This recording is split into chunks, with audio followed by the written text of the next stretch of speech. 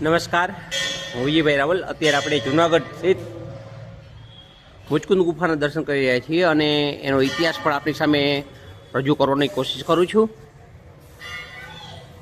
આ મુચકુંદ ગુફાનો ઉલ્લેખ ભગવતની અંદર પણ આપવામાં આવેલો છે.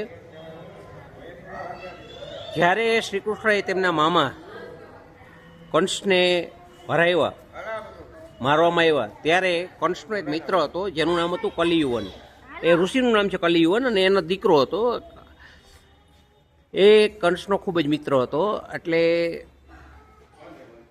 કલિયુવનને આ શ્રી કૃષ્ણને મારવા માટે ખૂબ ગુસ્સે થાય છે કે એના મિત્ર કંસને મારવામાં આવ્યો. એટલે કલિયુવને વિચાર્યું કે મારા મિત્ર કંસને માર્યો તો હું એનો બદલો લઈશ જ. અને ભગવાન શ્રી કૃષ્ણ સાથે યુદ્ધ કરવા આવ્યો. ભગવાન કૃષ્ણ છે એ કલિયુવનને યુદ્ધમાં રવી ના આયકા. અને વિચાર્યું કે આને કલિયુવનને મારી દેવો જોઈએ અને ભગવાનના આશીર્વાદ એને મેળવા. એ પછી કલિયુવનને પણ કોઈ જાનવર કે મૃત્યુ કે મનુષ્ય કે ભગવાનને મારી શકતો નથી. તો આ કલિયુવન માટે બીજું શું કરવું?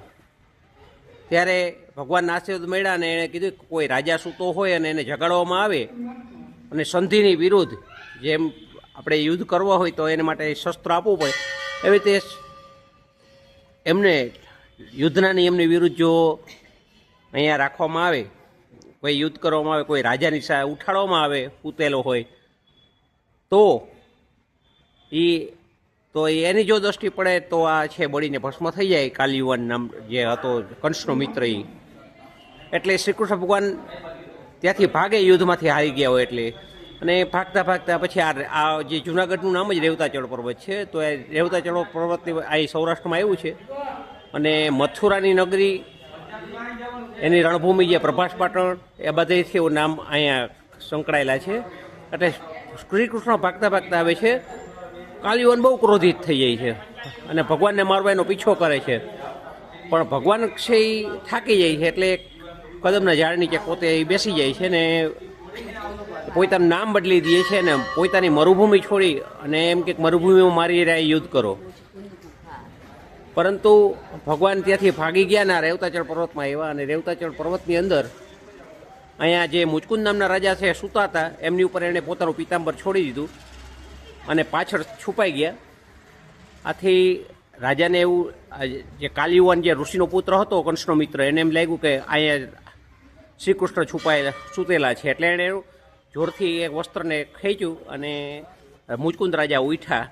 કારણ કે એને કોઈ સૂતેલા રાજાને ઉઠાડવું એ નિયમમાં આવતું નહોતું. સંધિ તૂટી એટલે મુચકુંદ રાજાની પોતાની જે બંને નેત્રોથી જે કલિયુવન હતો એને છે બાળીને ભસ્મ કરી દીધું. તો આ બધું જે છે એ ભગવદ્ ગીતાની અંદર ભગવદ્ કથા, જે આપણે શ્રીમદ ભગવદ્ કથા હોય એની અંદર પણ આવે છે.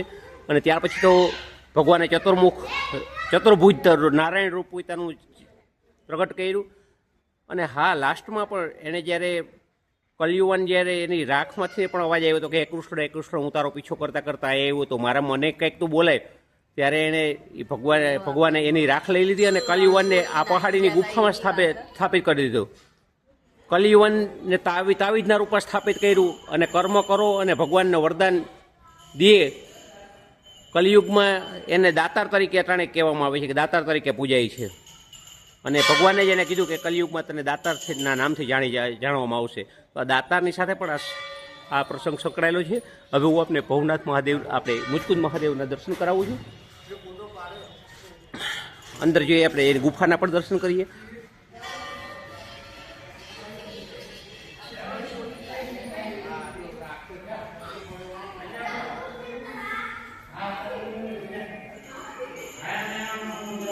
અહીંયા શ્રીમદ નથુરામ શર્મા પૂજ્યપાદ શ્રી 108 શ્રીમદ નથુરામ શર્મા એમણે આ મુચકુંદ ગુફામાં તપ કરેલું. એ ગુફાના પણ દર્શન કરીએ, મહાદેવના દર્શન કરીએ. એક પ્રદક્ષિણા આપણે બધા કરી શકીએ. જય ગણપતિ દાદા. આ છે મુચકુંદ મહાદેવની અંદરના પવિત્ર બધા દેવતાઓ જેમના દર્શન કરીએ આપણે બધા. બ્રહ્માજી છે, વિષ્ણુ ભગવાન છે, કુબેર દેવતા છે. તો અહીંથી આપણે અટકીએ છીએ.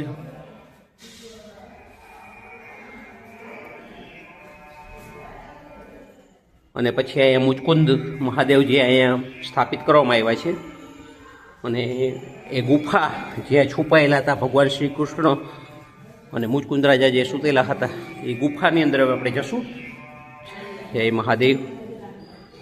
આ મુચકુંદ ગુફા.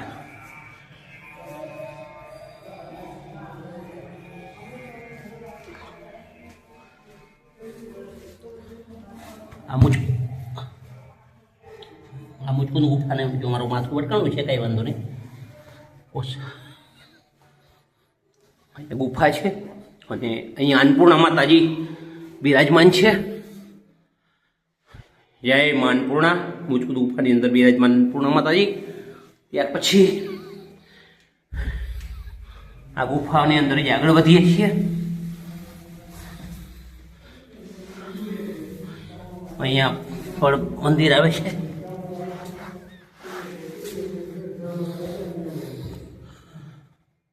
નીલકંઠ મહાદેવ.